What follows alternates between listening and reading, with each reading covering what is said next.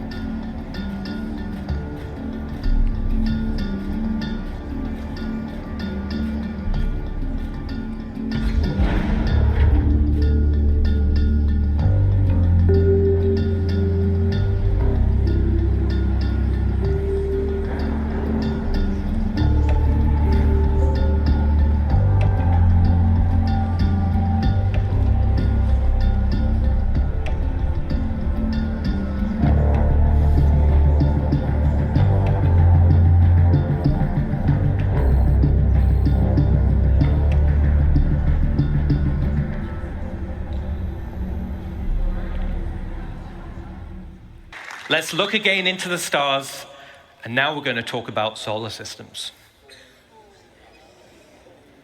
All right. Stanton's system was the primary system in the game. It serves as a lawful system. It's protected by the UEE and will continue to be evolved and updated as we balance it with other systems. Then we have Pyro system, which we've spoken about at length, and this will serve as the primary unlawful system and is the perfect contrast to Stanton. Then, as we just saw, we have Nick's system.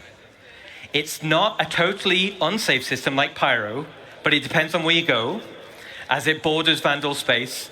See that little bit of red? That's Vandal space right there. And the UEE does not protect this system. But we've got a little bit of space there, haven't we?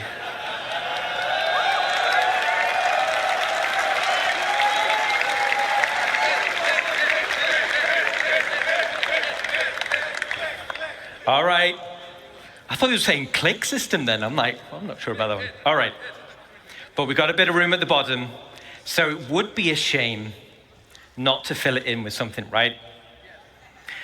So if we get a big cheer, we'll reveal the system. Are you ready?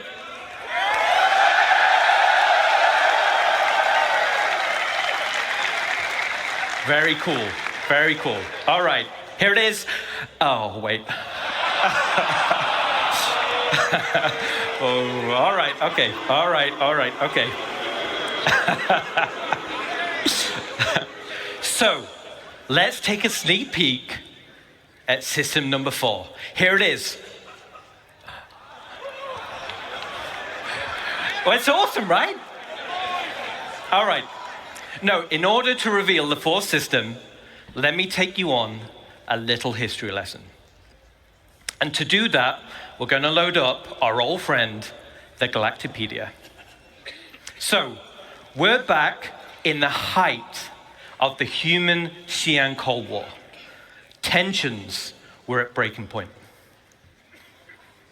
In 2542, Armistead Perry introduced a designation line for a group of 8 planetary systems that marked the borderlands between Xi'an and human-controlled space.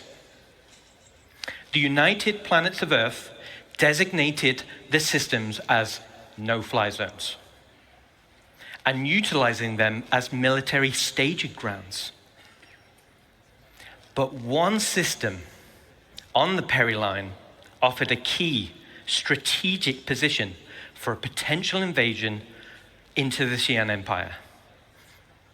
And that system was Castra.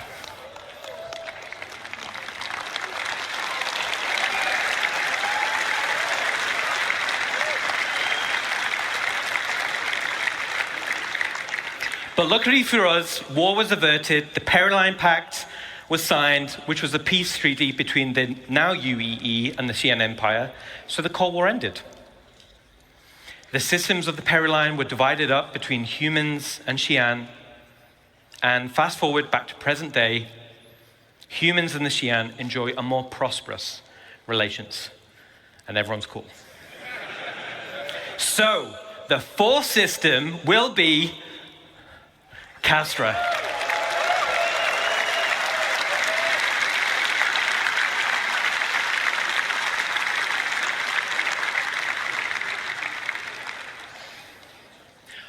History lesson's over, so let's jump in and find out a little bit more. First we have Castra 1. Here it is. Castra 1 is a dead, coreless planet because it's too close to the sun to be terraformed for human habitation. So instead, the UEE Navy used Castra 1 for target practice, giving it the nickname of Bullseye. All the weapon testing throughout the Mesa era has left Bullseye covered in craters. And as you can see, it's super toxic, meaning ground exploration will require high-end environment suits. And as you saw in the weather demo, raging storms will create difficulty of access, giving risk and rewards for adventurers seeking unique minables and other items. Okay, then we have Castra 2. The second planet from the sun is called Cascom. And this was the location of the military's staging area.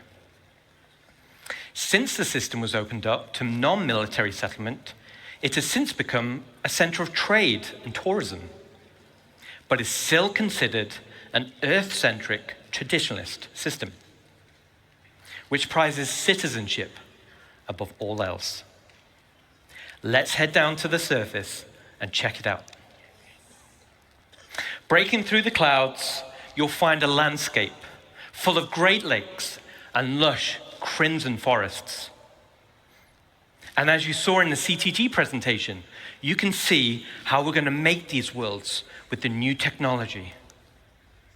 High up on the mountain range, here at the highest peak, we can just make out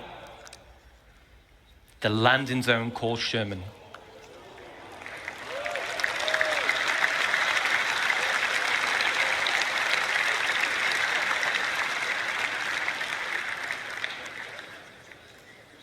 Which is fondly known by its residents as the island in the sky. Sherman is currently in pre-production, but I wanted to take the opportunity to show at least a sneak peek. Let's take a look.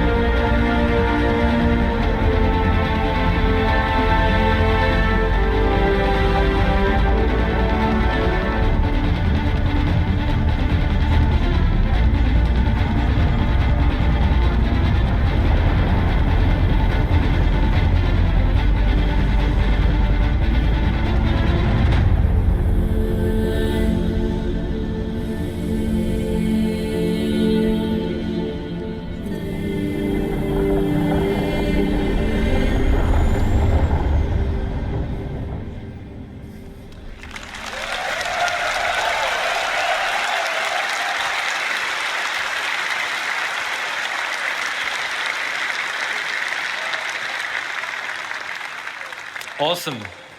Let me take you through some of the areas of Sherman you just saw. The dominant landmark you see in the center is Spaceport Ulysses, named after the mountain Sherman is sitting on. This is where they staged the bombers that were on active rotation, waiting on any sign of any aggression. But now it's mostly a commercial spaceport. The Navy still has an airbase here, but it's a great place to see some big ships of the UEE. Commercial hangars are located inside the main trench. And even though this is a converted from a naval base, it still has an impressive military flavor. And speaking of military flavor, the original AOV-9s anti-orbital cannons are still present around the defensive walls, with most of them being decommissioned once it became a civilian city. Over to the left of the spaceport is the Sparrows Industrial Park, home to the sprawling cargo yards and manufacturing plants. The Sparrows has evolved from its days as a military supply and munitions depot into a bustling and modern industrial park. To the right side of the spaceport is Fort Riggs, which originally used to house the Army when Sherman was used as a staging point for a potential ground assault of the Xi'an Empire. Since the area was decommissioned, it has now been turned into a business park and is the governmental center of CASCOM, with the Governor's Council headquarters located here.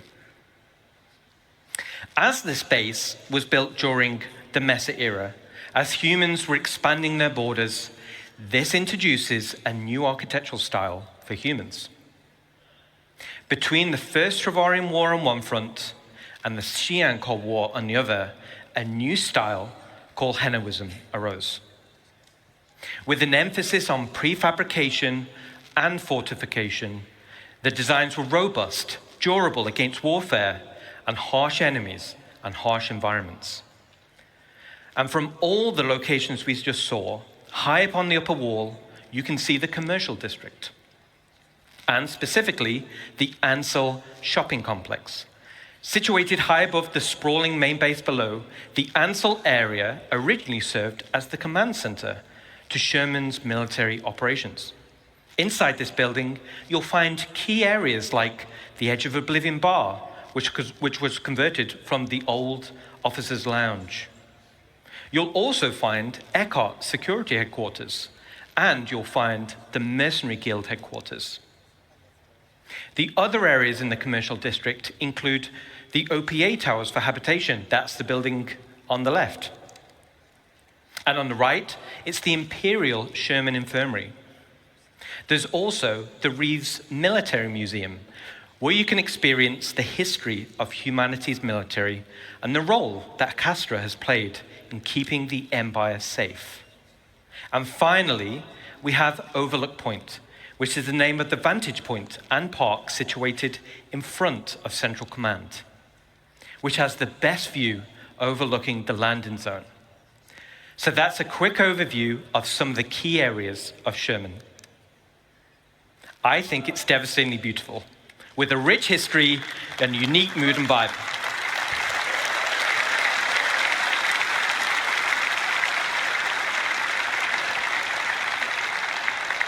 Awesome. So before I go, I want to thank you all. You are all awesome. All your passion, all your dedication make our lives as devs so much easier. And thanks to the CIG staff, who's the awesome work we're seeing in front of you.